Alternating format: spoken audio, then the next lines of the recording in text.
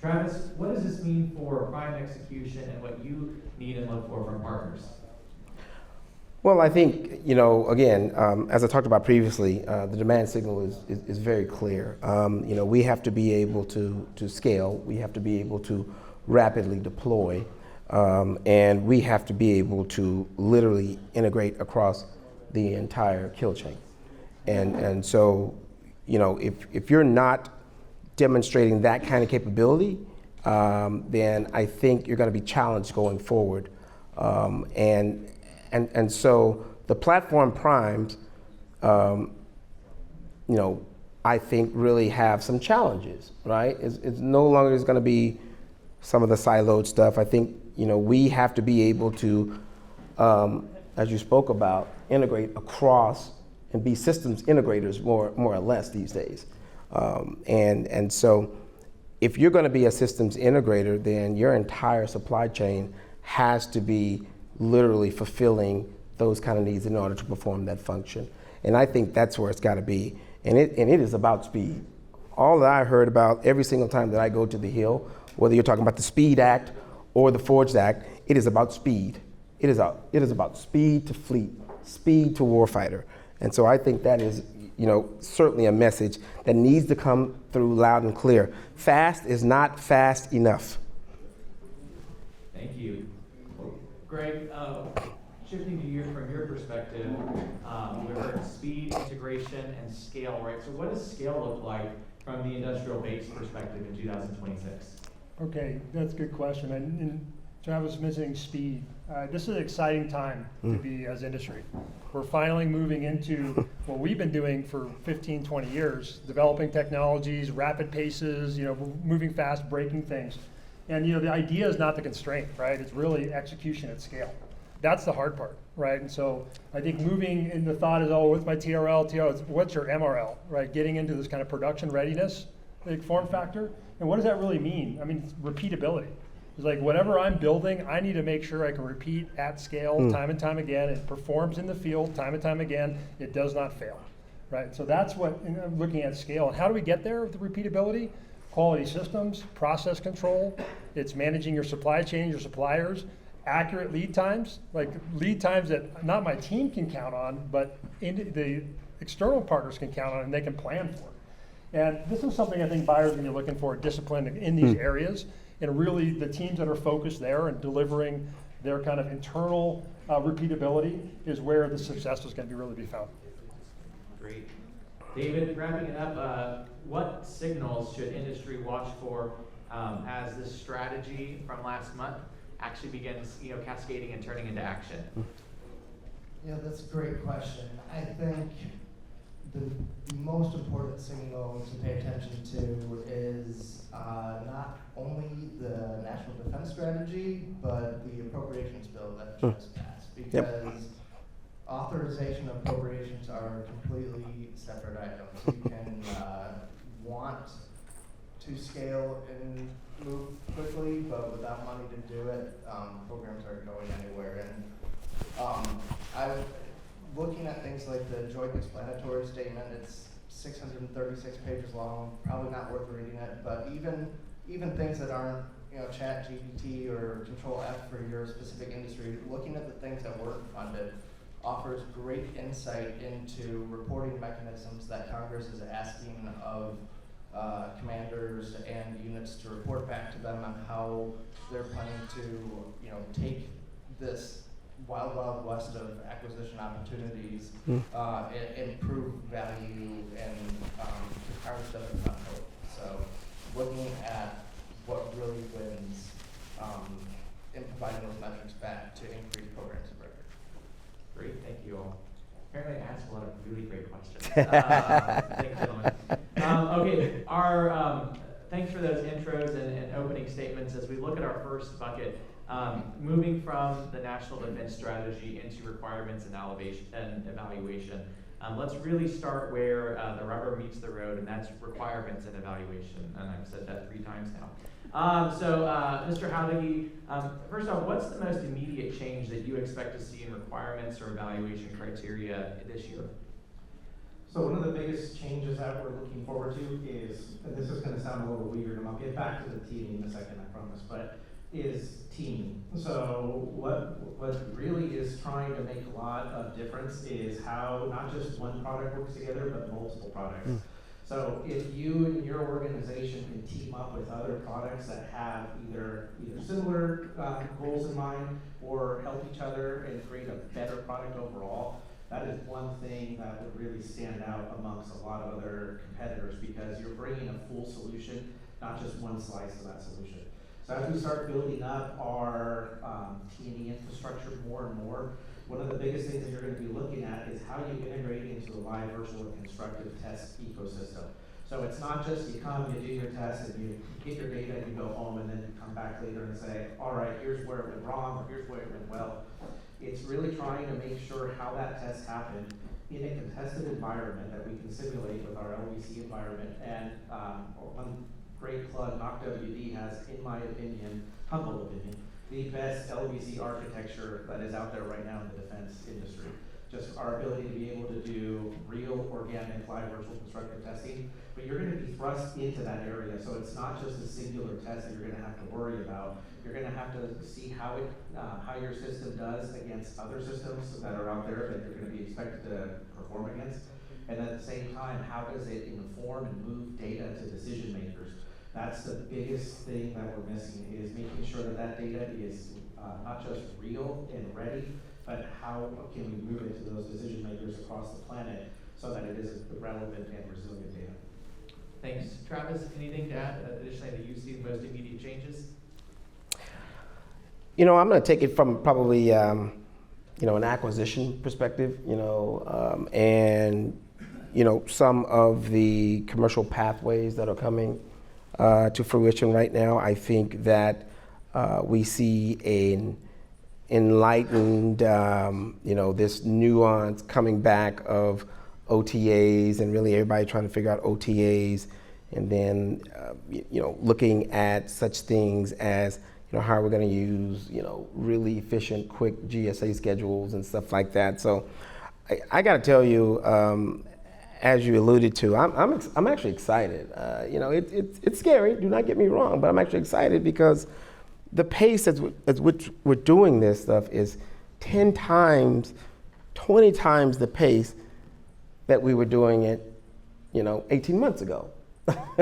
So the game is, in my opinion, has really elevated over the last, 18 or so months, because again, I'm just going to go back to speed. And I don't think it's been us. I think it's been, Congress has kind of been, going down the path. But now you got Congress and you got the administration saying, you got to go faster, you got to go faster. And so I'm excited about that part and what's going on in the environment.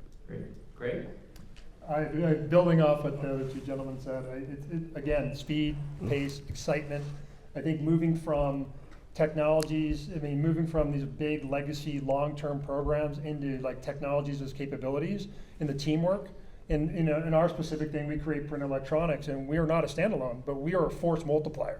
So it's exciting about this kind of the shift of moving away from longer lead times or deployment capabilities or funding rounds into more of a milestone-based or a speed-based is really, it resonates with groups like myself and smaller teams that's what we do every day. And that's what's so exciting about right now. Great. David, anything else?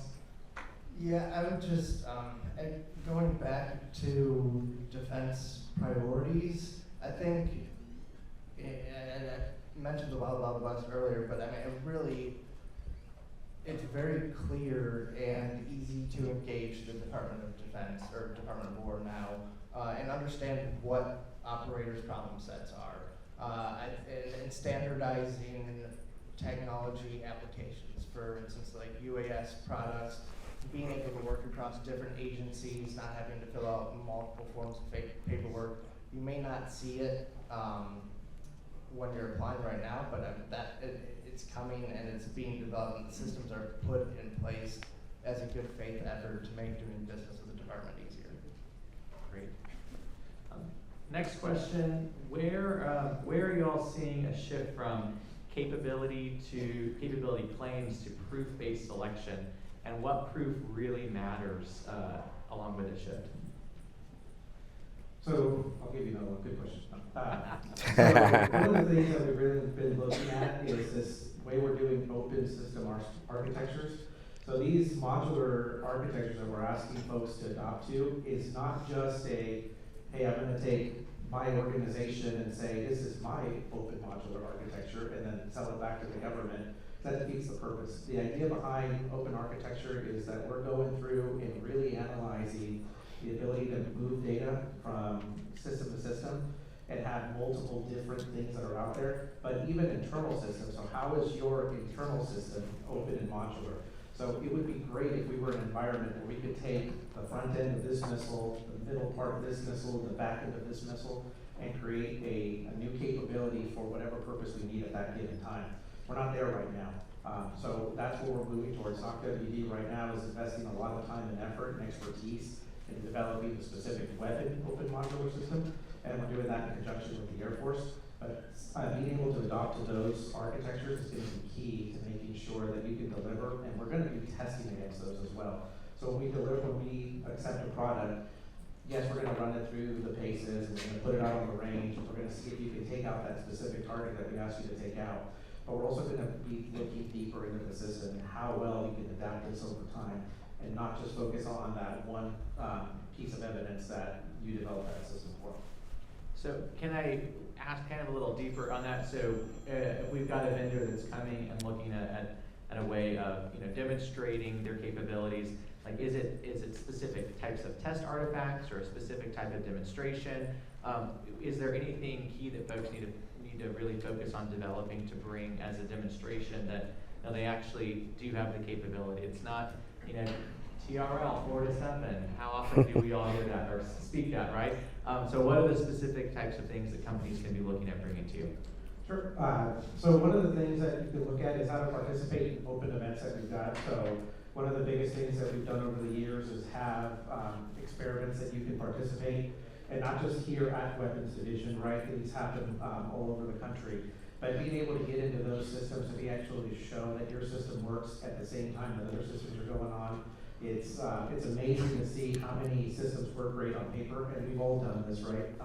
It works fantastic on paper. It works even better in my model on my computer. But then you get out and you start testing it when there's a bunch of cell phones running around, and there's other threat systems that are out there.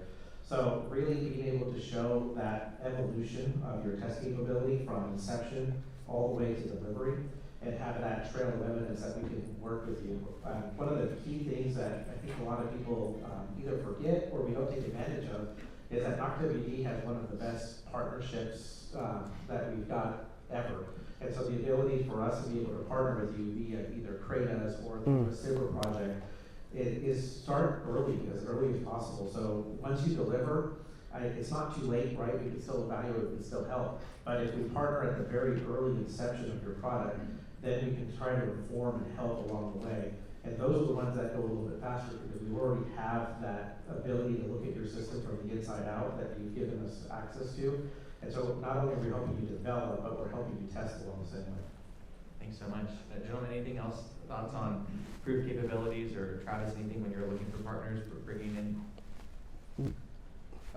I would just add, timelines are often overlooked. I think if you're validating something with NOCWD, but you don't have capital to actually scale this and put it in production, and you're saying that this is going to be ready to feel you're applying for things with a 2-year timeline and not being realistic of your financial expectations, that limits the funding opportunities available to you. So you're not going to get larger scale contracts and you don't have the ability to scale and produce at that level, even if your validation does work on open system architecture.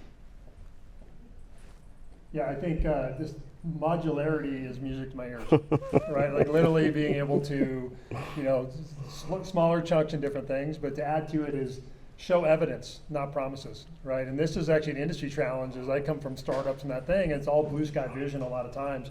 But coming back into contracting and defense is really showing that the good data is your friend, right? And I think what NOCWD does, as I learned in the testing ranges and being out there, coming out with antennas or systems, hey, I can test this in a lab bench, that's great and all, But when you get in a contested environment in the real world, does my technology work? And that's such a critical thing, is having access to those pathways to be able to test and integrate and get that data in real time with partners, in the things, and seeing how that works is really key. Great. Well, next question on this topic. When we say, we've kind of talked around this, so to kind of like really hone and focus in here, when we talk about, when you discuss your integration expectations, what specific things does that mean in practice? Whether it's interfaces, the data that's generated, cyber posture, certification, specific T&E exercises, or the experiments that have been completed. What do integration expectations mean to you? I think you have to start with this. Okay.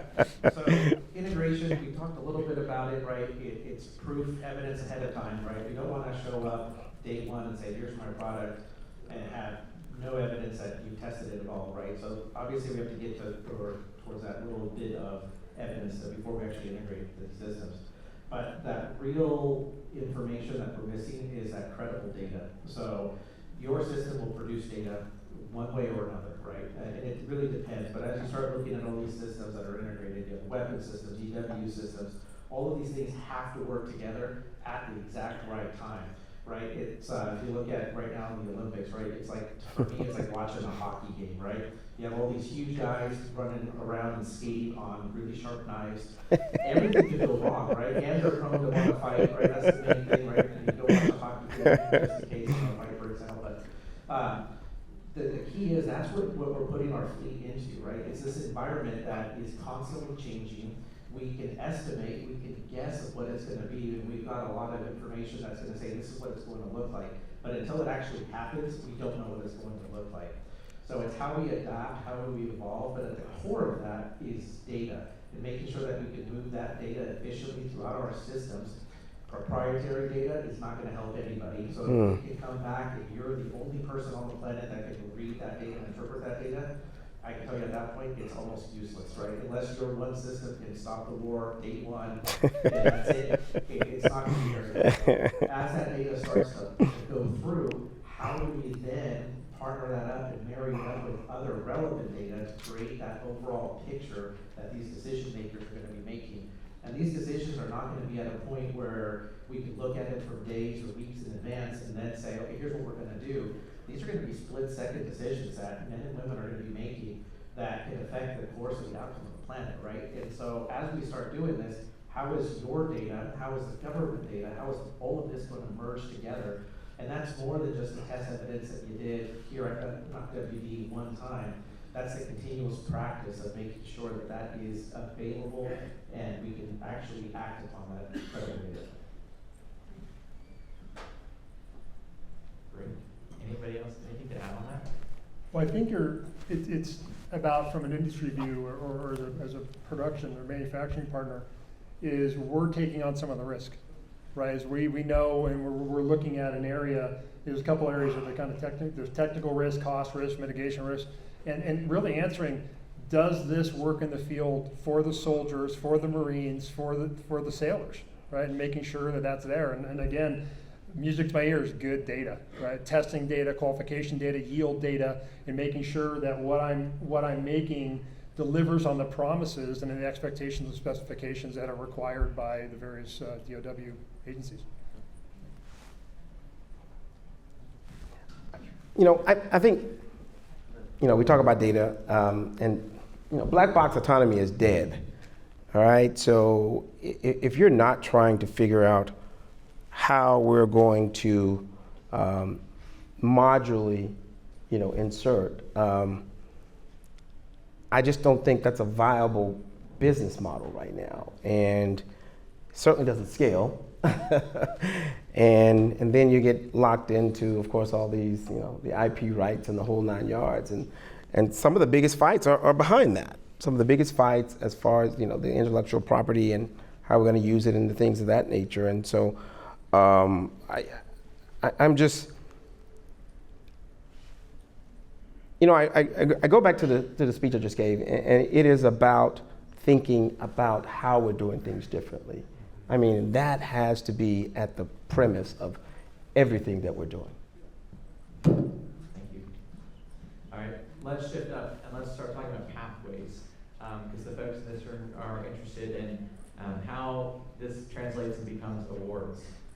So to kind of get started, which contracting pathways do y'all think will matter most in 2026, and what does winning look like in those? So from rapid pathways, task orders, IDIQs, prototyping, production, how are folks going to position themselves to win this year?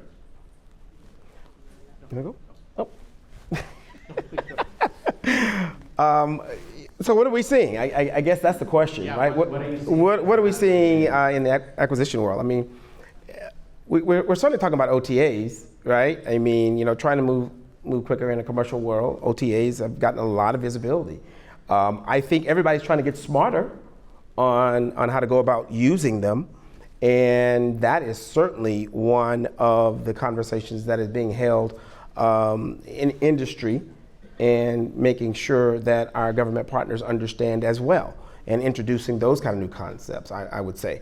GSA has become a very hot vehicle right now, trying to understand how to better use that. Some agencies and organizations don't use those kinds of vehicles as much. So it takes a little bit of an introduction, a little bit of an education on both sides on how those are going to come into play. But again, I go back to how do we get things on contract faster to start executing? And I think that's the whole conversation. And utilizing different pathways and different strategies, different contractual vehicles in order to do that, I think is absolutely a good thing. Yeah, I think, from technology standpoint is knowing my audience. Nobody gets there by themselves, right? I have all this great technology, but I can't, it's a force multiplier. So I'm looking for, partners that have ever been funded. I'm not a prime, I want to be a sub. I want to be working with, I know where my technology fits. So I'm in unmanned systems. So looking at, I know I have antennas, I have harnesses, I have these things. And so the fastest pathway that I see is working with already awarded groups, and or funded groups that can adopt, where I can make a difference in their output and their capabilities. And that's, I think, one of the best, one of the ways we're looking at is finding that the pathway forward.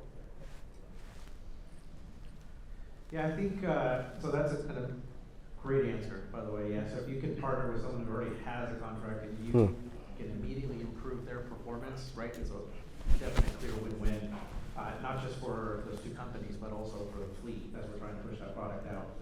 The other one for me, and I'm going to be a little selfish, kind of with my CTO hat on, is how quickly you can demonstrate.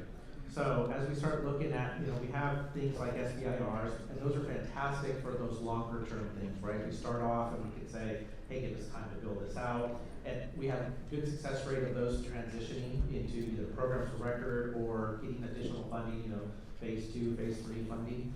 So those are great, but as we start looking at how we can go fast, and that's one of the things we've all talked about is how we can go as fast as possible. Well, when we look at that is, can we do things like a CRADA? So we've got an amazing CRADA office. They're going to be actually out here throughout today and tomorrow, being able to answer questions. But something like that offers an immediate ability for the vendor and the government to both bring in their own independent funds, both bring in their own independent experts, and collaborate and work together. But the primary impetus for that is to get you testing and demonstrate capability as quickly as possible. This administration has shown us one thing, is that they will figure out a way on getting something funded if it really is one of those needle movers, right? So if we can clearly demonstrate that this product or series of products or improvement to a product shows clear, demonstrated applicability and results, then the contract will figure themselves out when it comes to something like that. But in the meantime, yes, utilize the paths that are already out there, establish partnerships where you can, and then we'll figure out a way to get you from that product conception into the fleet's hands. Great. Just to add on to that, there's a push up and a pull down approach. And when we're talking about testing, validation, and is this real, does it work? That's a pull down. That is, you're not just validating, right? You are solving problems, and you're creating the real win from testing and validating and not WD is getting alignment between the operator, the PAE, and the service. Because those three pull down funding. So instead of trying to figure out, do I need 2 CRADAs and an OTA, or like what's the right pathway, or how do I need to chase the sub opportunity? Get the alignment and the department, as we just mentioned, they'll find funding for it, right? That's their job. That's what they do. They're taking on the risk and reporting, and hey, here's our pool of money, here's how we spent it, because this is being put into the hands of operators. When you're pushing up, and yes, that works from like a venture capital side, and you need to do it to show your go-to-market abilities, but pull down the funds and show that this works, and get the alignment from the people, the services who have money and will buy this. Because there are pools of money, just a quick little example, it comes from everywhere. And later today, I need to apologize to a research at a federal lab that I met last month, because he was showing me this technology, and I bluntly felt like this is bulky. It costs millions of dollars to make one unit. Like, you can't bring this to market. You can't scale this. And lo and behold, all of a sudden, there's at least 6 line items of the appropriations bill that fund specifically his technology. And there's hundreds of thousands of dollars for this, even though, because there's a demand and a need for it. That is they pulled down money because they have problems that they want this to solve, even though I didn't see the market capability. So that's what when you're testing and validating, you are honing in on your unique ability to deliver and understanding, okay, do I need, access to this clearance lab or a specific weapon system where I don't have those relationships and I need to partner? Or do I, what is the greatest need to the warfighter, and where does my unique ability to deliver fit into the 30,000 foot kill chain of improving operating systems that make the military's life easier? Great. Thanks, gentlemen. Keeping our conversation moving, let's talk about our final bucket before we go into our lightning round is execution and where deals stall from happening. So the first question is, who or what are the gatekeepers that vendors most underestimate when they're coming in to do work? Yes, one of the biggest gatekeepers that we've seen is cyber resilience. So we cannot afford to do that as an after fact. We used to do, for those of you who've been around a little longer, like myself, we used to have platform IT, right? Where we used to be able to say, well, this system is, no one touches it, so we're good, because it's not going to talk out, no one's going to talk into it, so we're good to go. But now every single system, every single part, every single component is connected with how we order components, how we making sure that the subsystems are working together. And so as you're designing, as you're building, keep that in mind for that cyber resilience, because if it can happen, someone's trying to make it happen and attack your system, right? And if it's not fielded yet, when it is fielded, there's going to be penetration testing, there's going to be all these things that we're going to do here before it goes out, but at the same time, we can't catch all of it. So as you're building, if you design it from the inception, that's one of the common gateways that's going to catch a lot of people off when we say, hey, this is great, but we can't field it because this will be an open pathway for our adversaries to get into our control system. Great. Great. Yeah, I think a couple things. Big gatekeepers, supply chain resilience, right? And design to manufacture. Like literally those are risk controls, right? So like taking on that, underestimating, a single point of failure, right? And that's a crazy one. We experienced that way back when, 2010, for a dismounted soldier program. We built fuel cells for wearable power systems. We had 5x the power, a third of the weight. Awesome, proved it in the field. What we couldn't solve was the $30,000 a kilogram fuel, right? And that was the biggest problem, right? And for 50 years, we underestimated that 50 years of engineering trying to solve that, and we thought we could, right? And that was the point of failure in this program. So, and that was the kind of the supply chain problem. And I think the pandemic showed even paper towels were a problem in supply chains. And I think planning for, you don't plan for peacetime, you should plan for conflict, right? Understanding that, in our neck of the woods, we're precious metals and novel materials and things, and if when shit hits a fan am I able to get access to those things, and what's my mitigation strategy? Can I have alternate materials and alternate ways to get through that? And I think those are things that people underestimate, in getting things to scale and even to market. David, how about from your perspective? I would say, just reiterating what my fellow panelists have said, is really understand, first, your executives and leaders of people who are creating, have a vision and have brought it into reality, and don't forget that. So when you run into obstacles working with the military or applying for money, I've honestly been baffled how many people just say, no, I'm not going to pursue this, instead of finding a partner, finding a way to relentlessly pursue problems. And really that boils down to understanding that the world revolves around the operator, and understanding how that you're not the only incredible new technology or system that they're using for, even just filing reports. There's all kinds of systems and softwares and tools and accesses. So knowing how you work well with others, and what do you solve, how do you fit into this process that makes lives better and easier to operate. Great, I have thanks. a quick addition to that. It's how do you build trust? Right, because trust is about it, right? Trust is delivery, honesty is trust, and I think getting in there and being trustworthy and being a part and chasing those opportunities, being present, right? Is you can't say yes if you're not present. Yep. Well, I'm glad you have your mic up, Greg, because so we talked about a lot about manufacturing maturity and manufacturing readiness. But so what does production at scale mean in 2026, and what proof convinces you that somebody can actually deliver? Well, I think what does it mean now is what it meant in history. There's three questions that if you think from a PM perspective, right? Is does your technology work in the field, right? Can you build it at scale? And then how does it de-risk my programs, right? And so as we think about manufacturing, scale is a process. It's not a capacity thing. It's not like, I have more machines, I can do this. I mean, scale is a combination of my supply chain, my process control, my team, my tooling, and combining all those things. Those are multiple moving parts, right? That are all need to be engineered together while working with our external, work with the partners and things to get to that manufacturability. And it's really, what I think is production readiness is repeatability. And all those things support that, right? So there's many moving parts that really support the repeatability. Great. Travis, a question for you. For small businesses, how can they become easy to onboard for a prime? I think first, understanding kind of the environment that we're in right now, and understanding that flexibility is key when onboarding with a prime. Being able to demonstrate, those milestones that are necessary in order for you to be a critical part of the supply chain.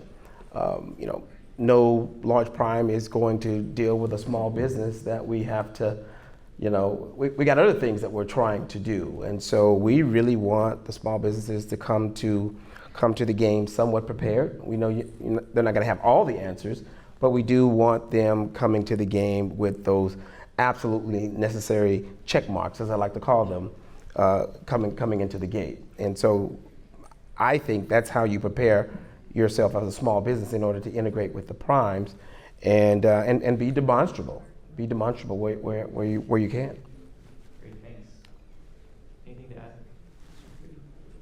And just one last quick comment on the being able to produce at scale, super important. And the other one is, how are we going to be able to maintain that sustainability, right? So will that product go out of stock in 2 years, 10 years, and then we're stuck with something that we have to go through? So keeping that in mind, so as you look at your overall bill of materials, right, and everything that goes into going through that, those decisions like, hey, do we make this, do we buy it, how do we set up our supply chain, all super important, but at the same time, how do we make sure that this is sustainable for the next 10, 15, 20 plus years, that it's probably going to be in service as well? Great. All right. Let's go ahead and move to our lightning round before we take some audience Q&A. Fast answers, 30 seconds each. We'll try. First question. What is one thing vendors should stop doing in outreach? Only 30 seconds? One of the one thing, not a half dozen. Yes, the one thing to stop doing when outreach is bring a singular, one-size-fits-all solution. Really demonstrate what you're able to do with that particular problem set that you have and tie it to something. Don't bring a, hey, this is my rock, trust me, you can use it for everything. Bring a, hey, this is my rock, but this is what it does, and have that clear and articulated up front. Great. David, I'm going to jump down to you. I'd go with probably the best advice I learned from my former boss that applies to contracting and personal life is that if you're 100% good at everything, you're good at nothing. So don't, I mean, as mentioned, if you can solve the next war, okay, prove it. But there are people who know more than you. Be good at what you are good at. Great. Be clear that your solution solves an actual problem and you're not a solution looking for a problem. Travis? Be clear and concise. I love it. That was like 3 seconds. All right, You said it was lightning round, right? What's one artifact that every vendor should bring to a contracting conversation? Evidence of success and at the same time, transition opportunities. Great. David? In 10 words or less, be able to explain how offering a contract to you adds value to the mission partner. Great. I have to answer evidence. Right? It's just showing that my stuff works even better if you have a customer that already uses it. That's the best evidence of all time. Great. Travis? Demonstrable past performance. Fantastic. What's the biggest difference between a great demo and an awardable solution?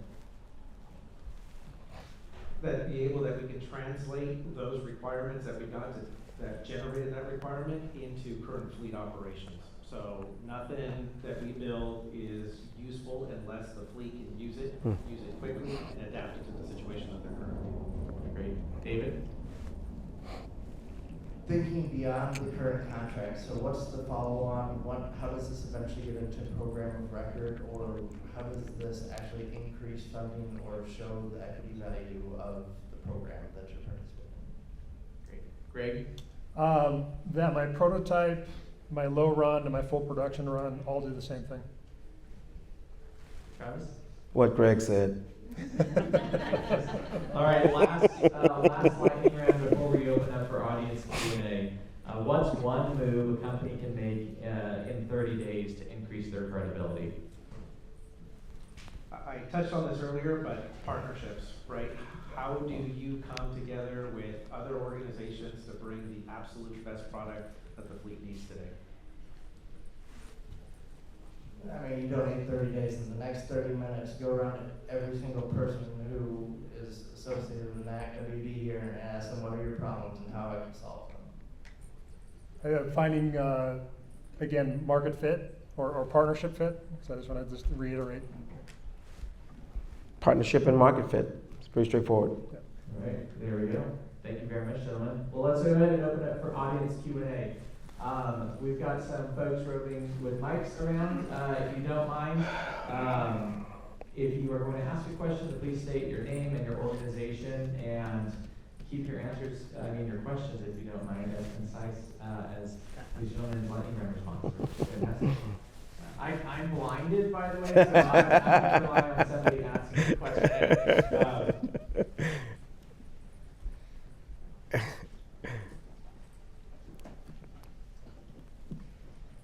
Good afternoon, gentlemen. Thank you for all the information. I'm Suzette Ferguson. I'm the Director of Government and Aerospace Affairs at Melrose Inc. We have a booth next door. We're a systems integrator for technology. We've been around for 22 years. I'm very curious because we don't build the technology, but we have a $4 million tech lab that we test technology that people build. And we create solutions. So how would someone like me bring my products, and I have multiple products on display, bring them to be evidence tested with Knock? Yeah, so I'll go check your booth X. I can't speak to all the products since I haven't seen them yet. But one of the things is how do we get those integrated into our existing architectures? So if you can test individual components, and you can test all of these systems of systems components that are aggregated together. How do we then connect that to our existing infrastructure, our existing architecture, so that we can model that test, get that information back out? The most important thing is how we update our model. So whenever we get a delivery of a weapon system, let's just say, it's usually delivered with a model. The way we keep updating that model, we don't just always do the first cut and say, okay, we're done, we've achieved perfection. After each test, after each integration, we keep updating that model over and over again, so that by the time that we're done and we field that system, we've got a very high level of confidence in that. So how do we then take the data that you're generating, the data that you're proving out, and then feed that back into those subsystems is going to be critical, and that's a standalone. But then how do we also integrate that physically into our architecture so that we can increase the ability for us to do testing here? Fantastic. Thank you. I look forward to meeting you. Likewise.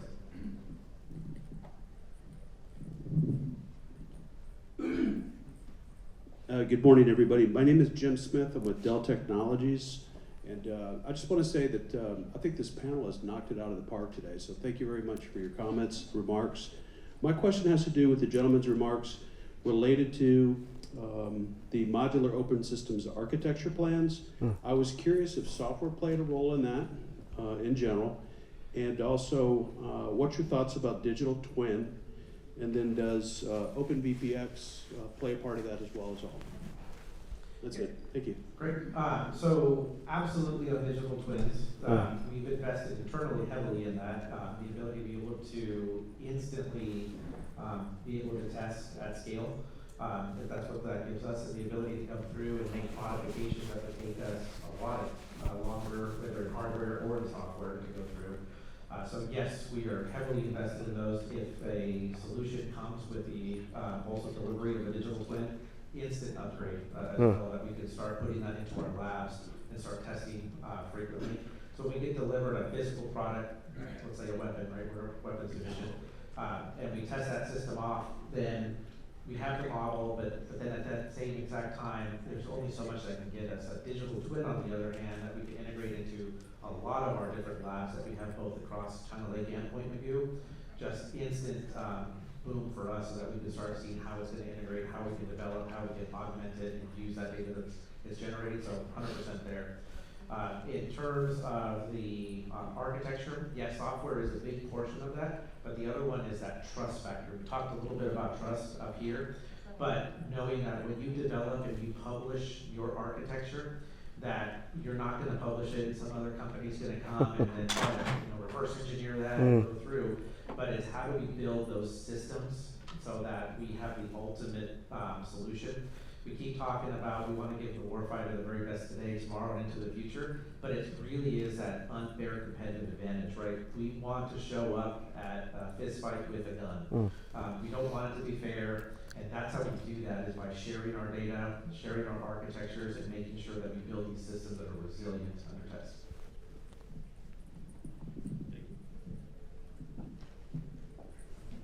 Hi, Allison Conkright. I'm the head of operations for LARCS, a decision intelligence platform, all data, all domain.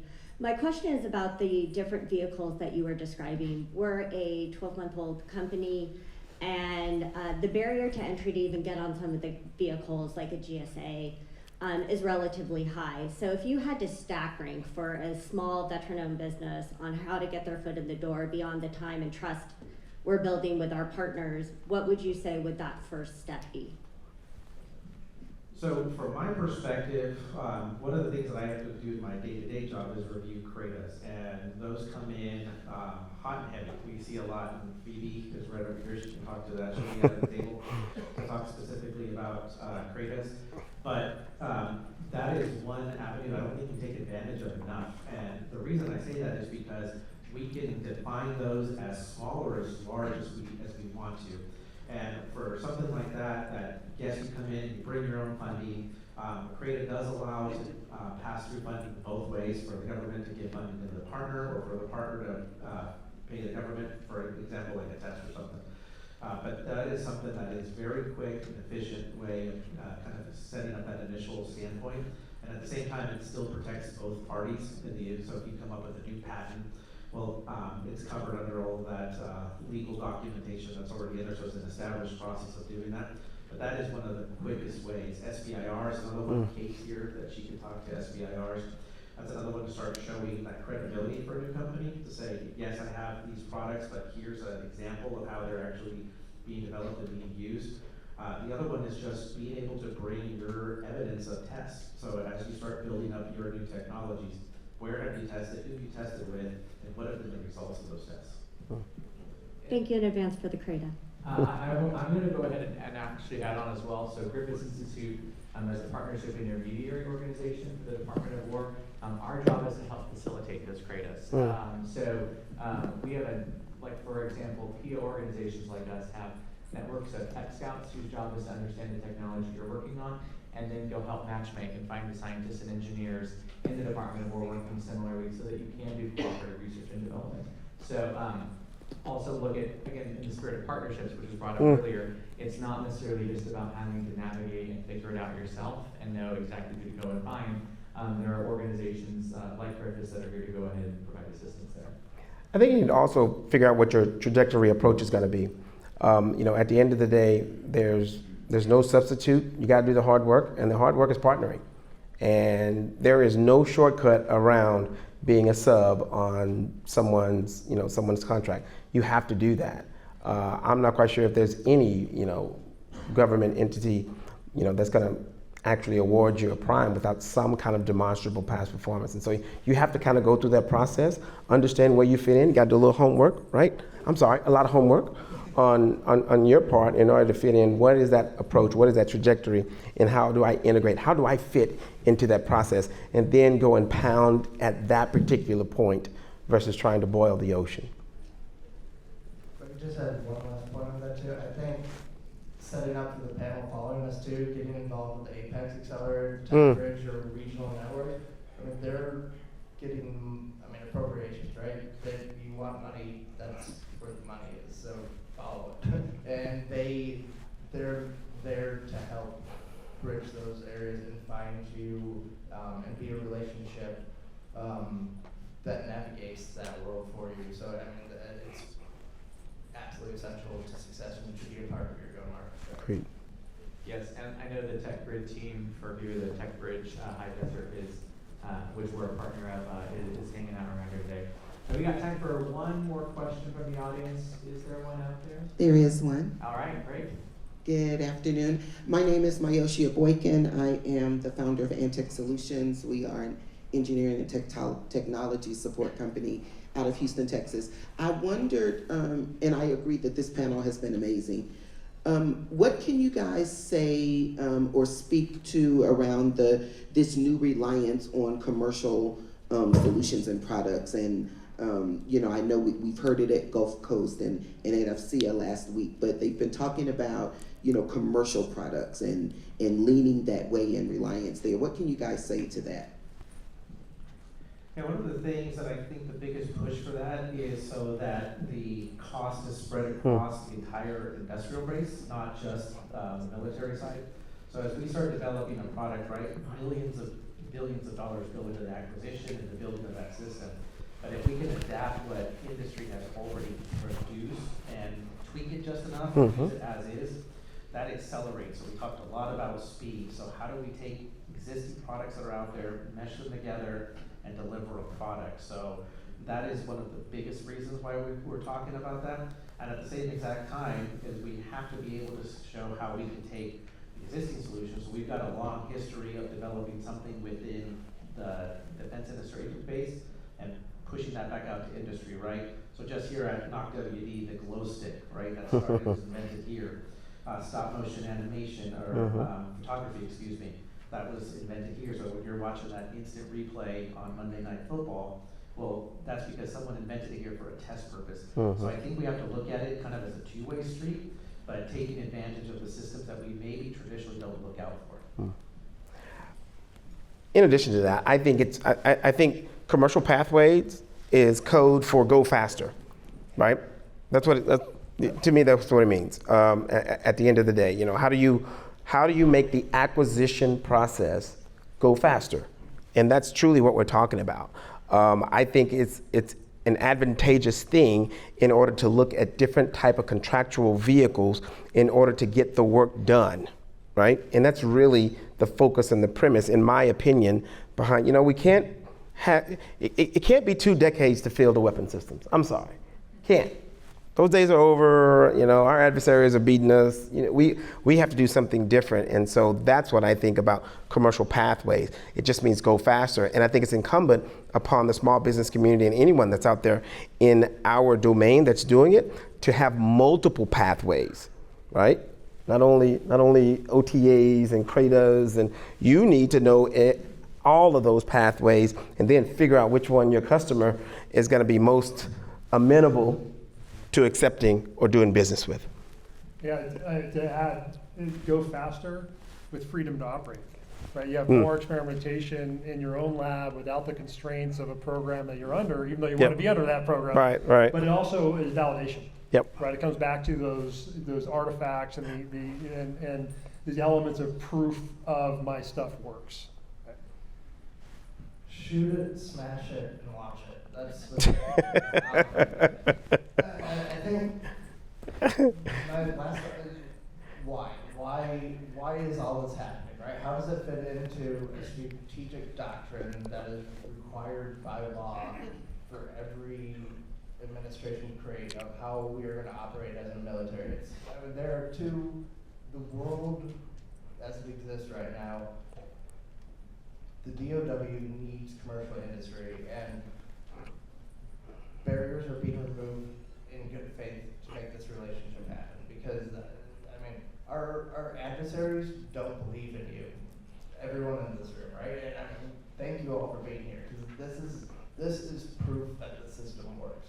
Is that you all can deliver, quickly adapt to problem sets, and solve problems by empowering the incredible entrepreneurial attitudes and companies in this room to put technology and capabilities into the hands of operators that solves problems. Our adversaries think that a small panel on this room can decide and adapt faster than you can. And you tell me, do you think somebody sitting in the room that has never been to your manufacturing facility can tell you how to solve problems better? I don't think so. So as all these appropriations, authorizations, initialisms, acronyms come together, it's all centered around you and your capabilities and taking the incredible talent and capabilities in this room and put it into the hands of people who need them because it matters and it saves lives, times, and money because of what you're doing. All right. Finally. Thanks so much. Well, so here's the through line, wrapping things up today.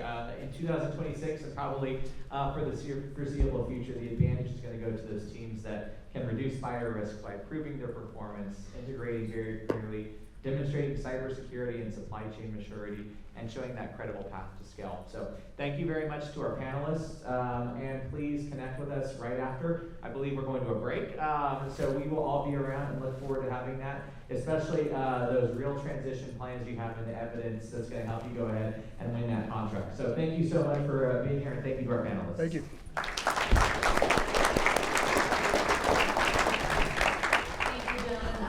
Great job, John. We are going to a 30-minute break, so Thanks, man, buddy. Good to see you, man. Booth will be open next door.